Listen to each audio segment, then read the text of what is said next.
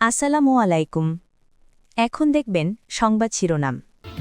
ঘন কুয়াশায় চাঁদপুরে মধ্যরাতে 2 লঞ্চের সংঘর্ষ, কোস্টগার্ড 4 জনের মরদেহ উদ্ধারের কথা বললেও 8 জন নিহতের তথ্য জানিয়েছে নৌপুলিশ। প্রবাসী অধ্যুষিত সিলেট 6 আসনে ত্রিমুখী লড়াইয়ের আভাস, বিএনপি জামায়াতের পাশাপাশি মাঠ চষে বেড়াচ্ছেন জমিয়তের প্রার্থীও, সুষ্ঠু ভোটের প্রত্যাশা। হামলা ভাঙচুরের 1.5 বছরও চালু হয়নি খুলনার গণহত্যা জাদুঘর, উদ্ধার করা যায়নি লুট করা নথিপত্র ও মালামাল, ক্ষুব্ধ মুক্তিযোদ্ধারা।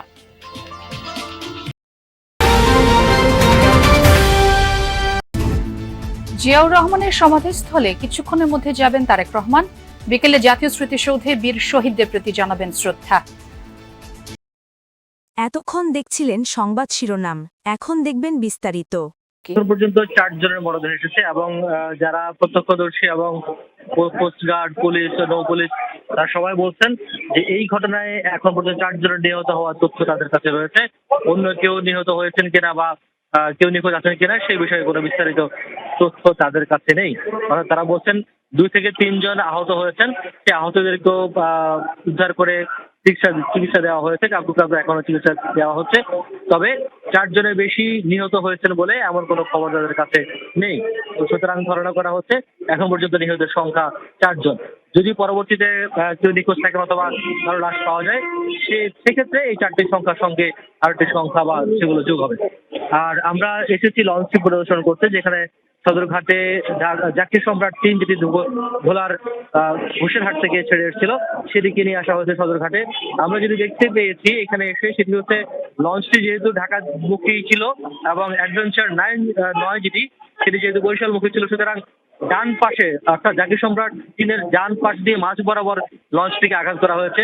অ্যাডভেঞ্চার 9 আঘাত করেছে বলে এখন পর্যন্ত ধারণা করা হচ্ছে, যেহেতু লঞ্চটি একেবারে মাঝ বরাবর, কোনো মুখোমুখি নয় অথবা পাশ থেকেও কোনো আঘাত করা হয়নি, শুধুমাত্র একেবারে মাঝ বরাবর আঘাত করা হয়েছে। ফলে বোঝাই যায় আঘাতটি অনেক বড় ছিল এবং পুরো মাঝের একটি অংশ ভেঙে ভিতরে প্রবেশ করেছে বা ভিতরে ঢুকে গিয়েছে।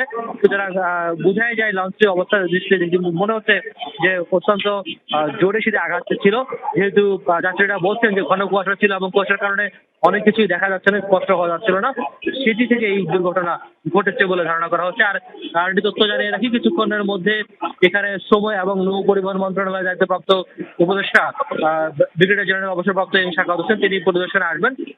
তার পরবর্তীতে যদি কোনো অগ্রগতি থাকে সেটি আমরা নিশ্চয়ই দর্শকদের জানিয়ে দিব। মার্ফি, ধন্যবাদ আপনাকে। ঝালকাঠি ঘাটে দুর্ঘটনা কবলিত লঞ্চ অ্যাডভেঞ্চার 9 আটক করেছে পুলিশ।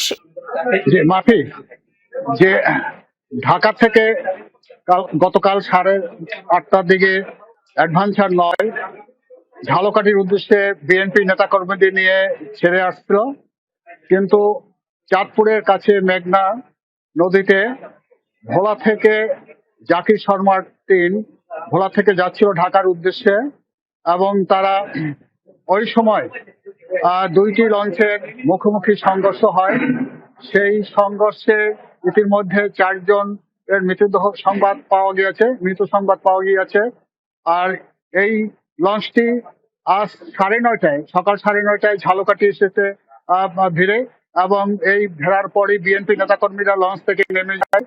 এরপরই বরিশাল নৌ পুলিশ ঝালকাঠি বাধ্য করেছে এবং ইতিমধ্যে এই লঞ্চের 4জনকে আটক করছেন পুলিশ।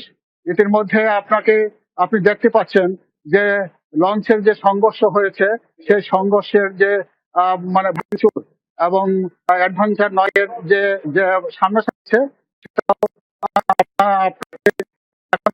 হচ্ছে যে কিভাবে সংঘর্ষ হয়েছে এবং সামনে থেকে একদম ক্ষত হয়েছে, এইভাবেই লঞ্চটি চালিয়ে ঝালকাঠিতে এসেছে।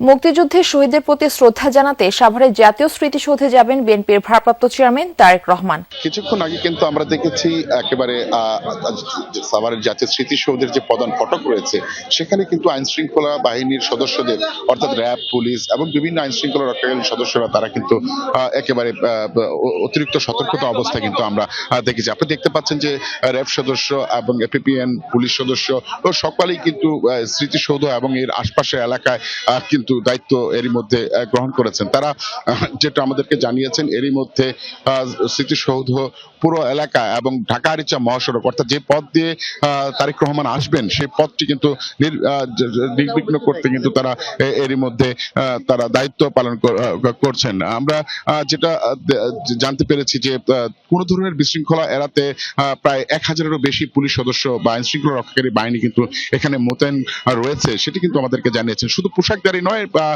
পোশাক ছাড়াও সাদা পোশাকেও কিন্তু আইন শৃঙ্খলা রক্ষাকারী বাহিনীর সদস্যরা এখানে রয়েছেন, তারা দায়িত্ব পালন করছেন।